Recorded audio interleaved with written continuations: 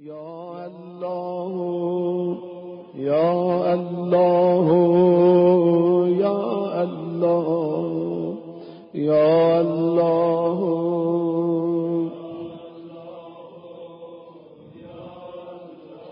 يا مجيب دعوة المضطرين يا كاشف كرب المكروبين يا غياث المستغيثين يا غياث يا صريخ المستصرخين ويا من هو أقرب إلي من حبل الوريد ويا من يهول بين المرء وقلبه ويا من هو بالمنظر الأعلى وبالأفق المبين ويا من هو الرحمن الرحيم على العرش استوى ويا من يعلم خائنة الأعين وما تخفي الصدور ويا من لا يخفى عليه خافيا يا من لا تشتبه عليه الأصوات ويا من لا تغلط الحاجات ويا من لا يبرمه إلحاح الملقين يا مدرك كل فوت ويا جامع كل شمل ويا بار النفوس بعد الموت يا من هو كل يوم في شأن يا غاضي الحاجات يا منفس الكربات يا معطي السؤلات يا ولي الرغبات يا كافي المهمات يا من يكفي من كل شيء ولا يكفي منه شيء في السماوات والأرض أسألك بحق محمد خاتم النبيين وعلي أمير المؤمنين وبحق فاطمة بنت نبيك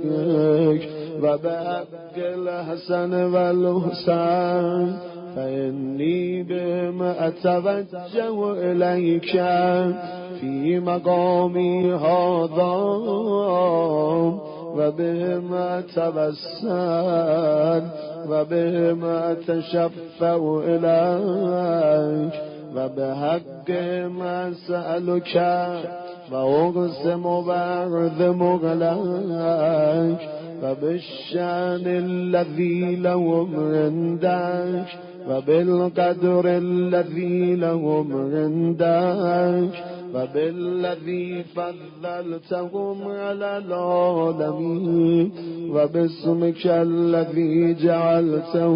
عندهم وبه خصصتهم دون العالمين وبه أبنتهم وأبنت فضلهم من فضل العالمين حتى فوق فضلهم فضل العالمين جميعا أسألك أن تصلي على محمد وآل محمد وأن تكشف عني غمي وهمي وكربي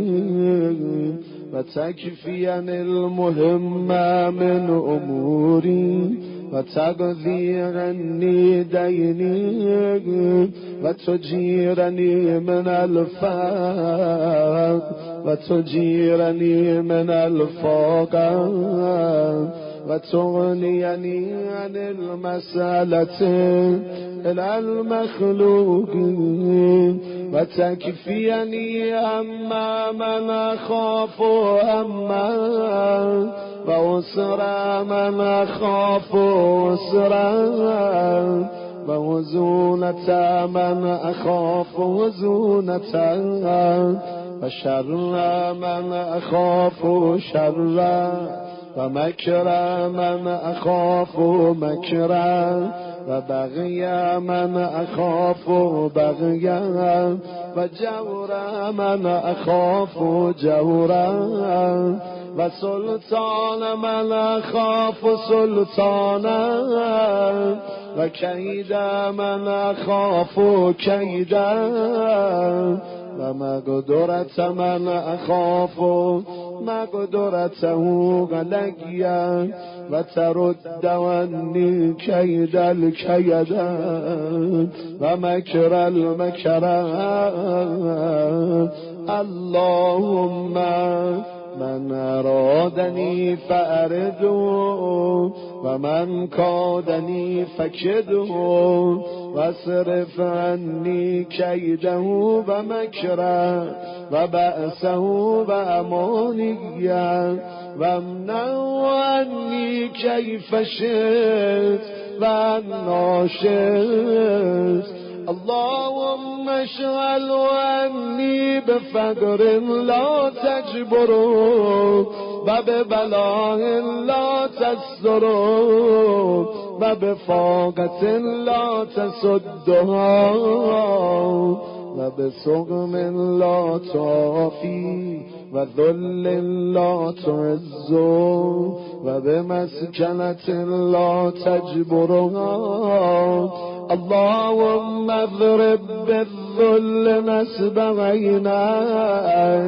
وادخل عليه الفقر في منزله والعلة والسقم في بدنه حتى تشغله عني بشغل شاغل لا فراغ له وأنسي ذكري كما أنسيته ذكرك وخذ عني بسمعه وبصره ولسانه ويده ورجله وقلبه وجميع جواره وادخل عليه في جميع ذلك السقم ولا تشفيه حتى تجعل ذلك له شغلا شاغلا به غني وعن ذكري واكفني يا كافي ما لا يكفي سواك فإنك الكافي لا كافي سواك ومفرج لا مفرج سواك ومغيث لا مغيث سواك وجار لا جار سواك خاب من كان جاره سواك ومغيثه سواك ومفزعه إلى سواك ومهربه وملجأه إلى غيرك ومنجاه من مخلوق غيرك فأنت ثقتي ورجائي امید منی و مفزعی پناه منی خدا و مهربی و ملجئی و منجای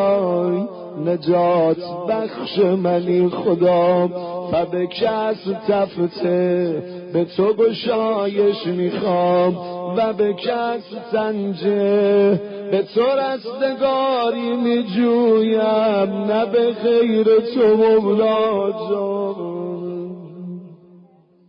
و به محمد و آل محمد اتوجه الیک و اتوسل و اتشفع فاسألک یا الله یا الله یا الله یا الله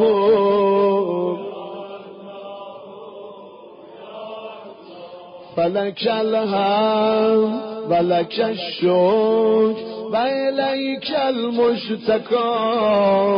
و انت المستعان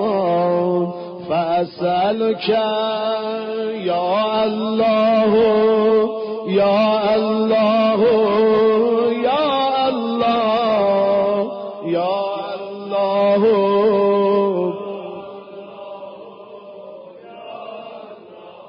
بحق محمد و آل محمد ان تصلی علی محمد و آل محمد و ان تکشف عنی غمی و همی و کربی فی مقامی هذا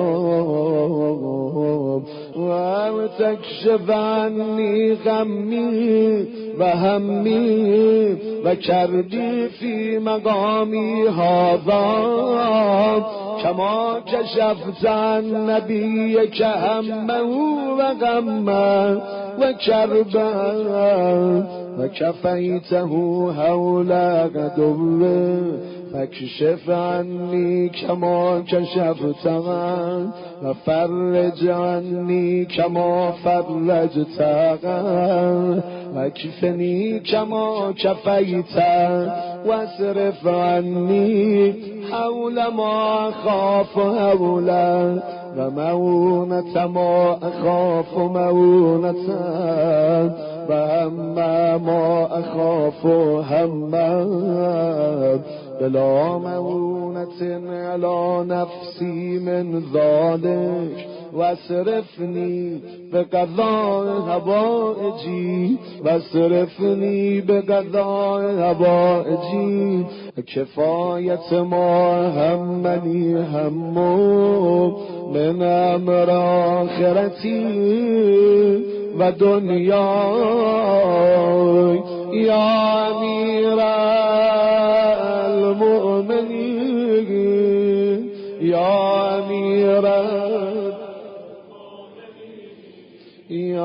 امیر المؤمنین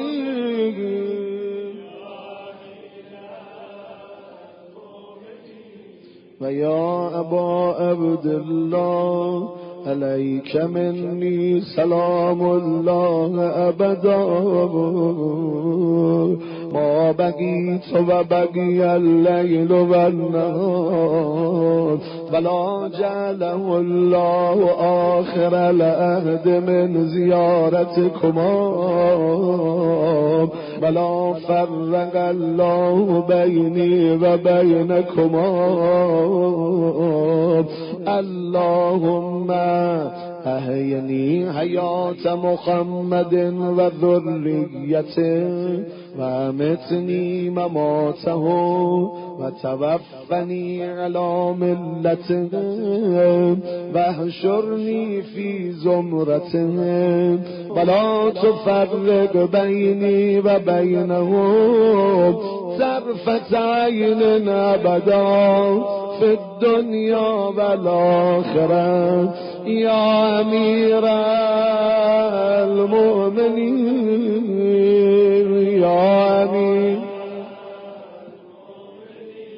یا امیر المؤمنین